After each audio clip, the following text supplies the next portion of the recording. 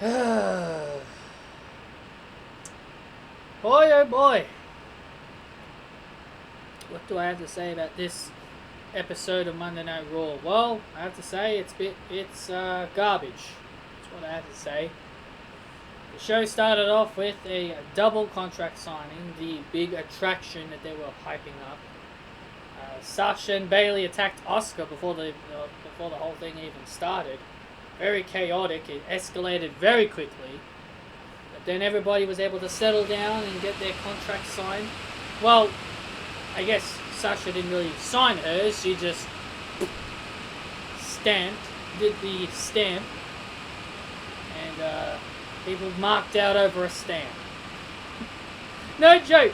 People on my timeline marked out all because Sasha did a stamp.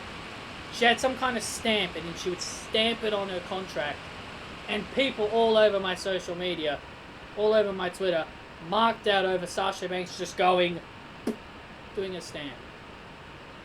I get why, because she used to do it in NXT, but I don't really think her doing just a simple stamp to a contract is really all that exciting. But hey, whatever. People have their likes, I guess. But then we had our first match, which was the Viking Raiders versus Andrade and Angel Garza. And Andrade and Angel Garza got the win here. I didn't understand why they won this match, because it makes the Viking Raiders look weak. Makes the Viking Raiders look like total bums. Don't know what. Like, they couldn't beat two guys that clearly couldn't get along. Big Show also called out Randy Orton, but I don't care. I mean, why are WWE putting Randy Orton in feuds I just don't care about? Like, I love Randy. He's my hero, but honestly, I just don't care about these feuds that he's putting him in. I don't care about his feud with Edge. I never cared about it from the beginning. I just don't care about this whole Big Show thing either. Why is the Big Show of all? Why does it have to be the Big Show of all people?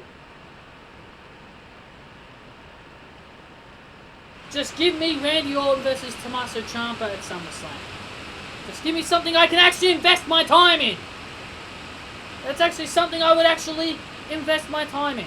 Randy Orton versus Ciampa, I'd be invested in that. Raw versus NXT. Have NXT involved at SummerSlam. Have them involved at the Big Four pay-per-views. SummerSlam, Survivor Series, WrestleMania, and even Royal Rumble.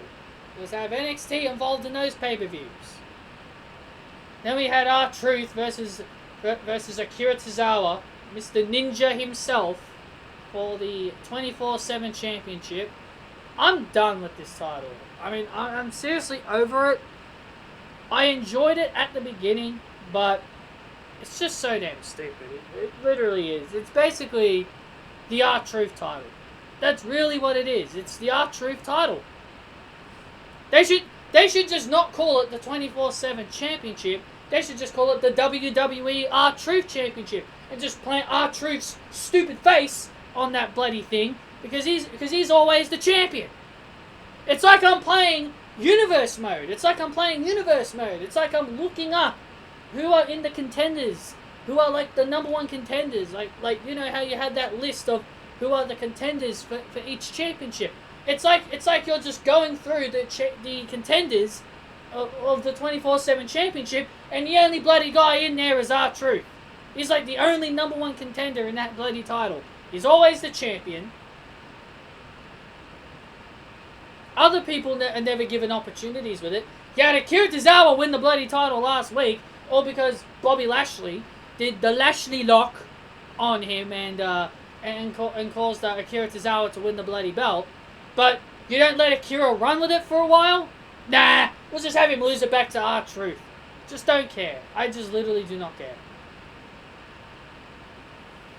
We had Seth Rollins call out Rey Mysterio. We had that happen.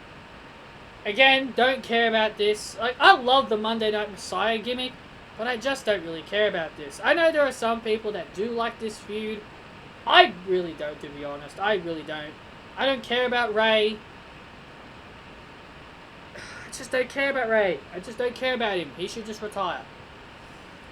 we had Aleister Black and Humberto Carrillo versus Seth Rollins and Buddy Murphy. Seth Rollins and Murphy would end up getting the victory. No Austin Theory, which was kind of surprising. I was wondering where Mr. Theory went, but he wasn't there.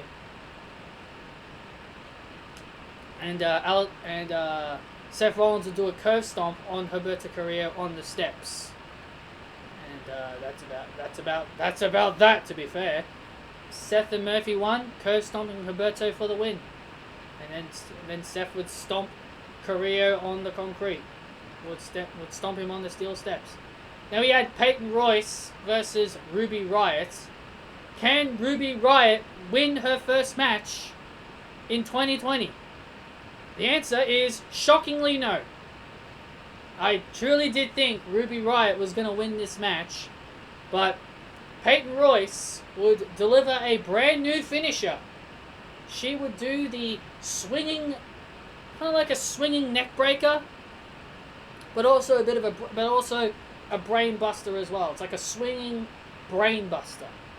And to be honest, I like it. I like that finisher. I like it a lot. It's a really good finisher. To be honest, I never liked Peyton and Billy's old finishes, the bloody fisherman suplex and the and the big boot. I never really liked those finishes. I thought those were kind of jobber level finishes. But Peyton Royce and Billy Kay have shown off some new finishes. Like, Billy Kay did like a spine buster on Nikki Cross in that singles match, which that was pretty cool. I liked that. And now Peyton Royce does a swinging neck breaker. Well, sort of like a swinging neck breaker, like a swinging brain buster. I like it a lot. I like those finishes a lot more than their old ones. So I am very happy. These two ladies are very talented. Peyton and Ruby are so talented, I think they could easily put on a good 10-15 minute classic. This is all leading to Liv Morgan and Ruby Riott getting back together. Some people think this is just burying Ruby Riott and Liv Morgan, which again, I'm not surprised. I'm not surprised that I hear someone say that, because everything leads to a burial. Losing to Peyton Royce means you're buried. I know, like, look, the Iconics, their return has flopped. Like, the way WWE brought them back, like, the Iconics were ruined. They ruined their comeback. They should have won the tag team titles. They had like 3 opportunities and they lost. You had them come back only to fail to win the tag team titles. So basically the Iconics mean nothing. The Iconics have meant nothing because you basically just brought them back. Then you had a stupid angle where they were going to break up, which thankfully they're not doing that anymore. So they ruined the Iconics when they came back. Ruby Riott has pretty much been ruined. But when I look at this, I'm like, well, we shouldn't be surprised. We really shouldn't be surprised. But I think the Iconics are a good pairing to have Liv and Ruby get back together. The Iconics are basically going to lose at the end of the day anyway. So the people that are complaining about how Liv and Ruby are pretty much going to get buried in this whole feud, you're basically not waiting until the conclusion. The Iconics are going to go down in defeat at the very end of this whole thing. So people are whinging over nothing.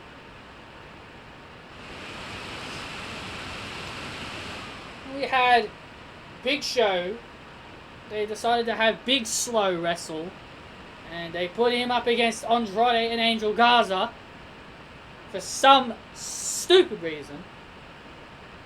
Well, the only reason why is because Andrade and Angel Garza interrupted the Big Show when he was trying to call out Randy Orton. And also, I don't like that Ric Flair is there. I don't really like seeing Ric Flair there, especially with the coronavirus. Now, I know I heard a report saying that Vince McMahon isn't taking the coronavirus seriously, but Ric Flair, he is the one that's in danger the most out of the coronavirus. You know what I always hear? I always hear how people think that Charlotte Flair is always happy with her position because of her father. Like, can you imagine? Like, people think Charlotte is a yes man and always does what Vince McMahon wants.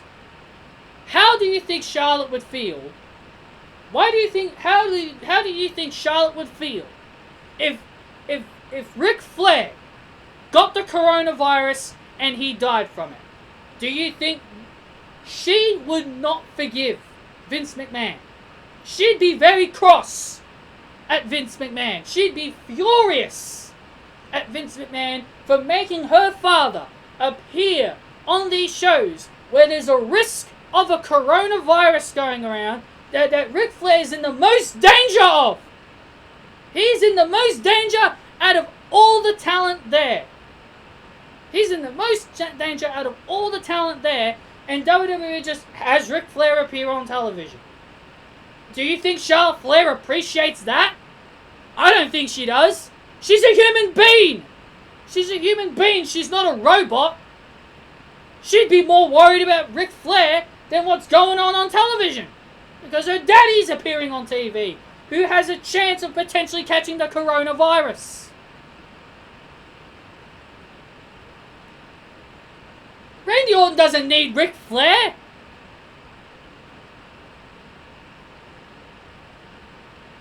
But anyway, this handicap match all leads to Andrade and Angel Garza having another fight. I guess they're still building to their breakup. Just get it over with already. Just get it over with already. I'm sick and tired of seeing them argue, then getting back together, then arguing again, getting back together, arguing again. Hashtag free Zelina Vega. I am so damn tired of Zelina Vega being a manager. This woman needs to wrestle. WRESTLE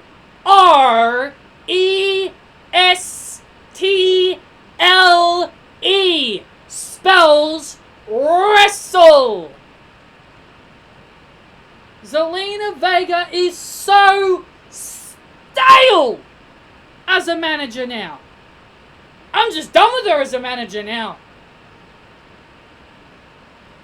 She doesn't need Andrade anymore. Just break them up and get this over with. I don't care who you turn face. Just turn whoever. Andrade, Garza, I don't care. Just turn someone face. Just have them feud and be done with it. I'm getting very tired of this. Big Show ended up winning the handicap match because of the argument between Andrade and Angel Garza. Then we had Apollo Crews versus MVP, possibly one of the most stupidest things WWE has done.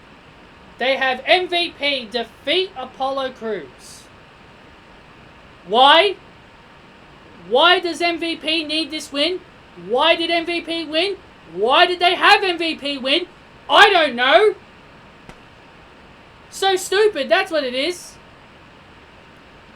And it all leads to Bobby Lashley doing the Lashley lock on bloody Apollo Crews, and then Ricochet and Cedric Alexander would come out to make the save, which would all lead to a match between Ricochet and Bobby Lashley, which was actually a pretty decent match. I miss Ricochet, and it sucks that he's been positioned like this.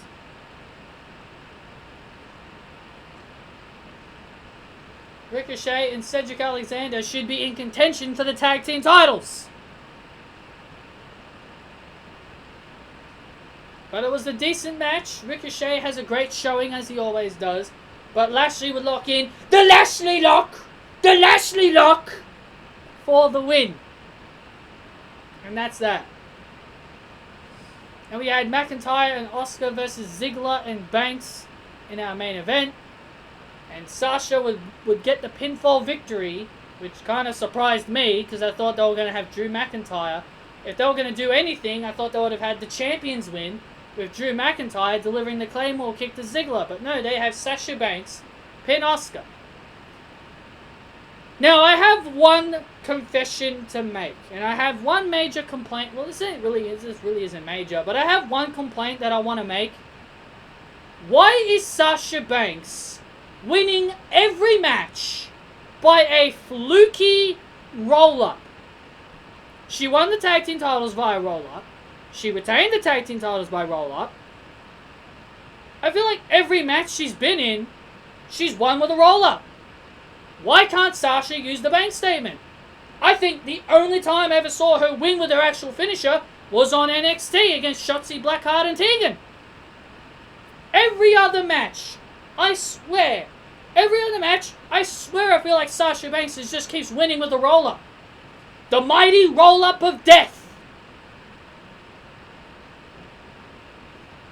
I hate roll-ups. I really do. I really hate roll-ups.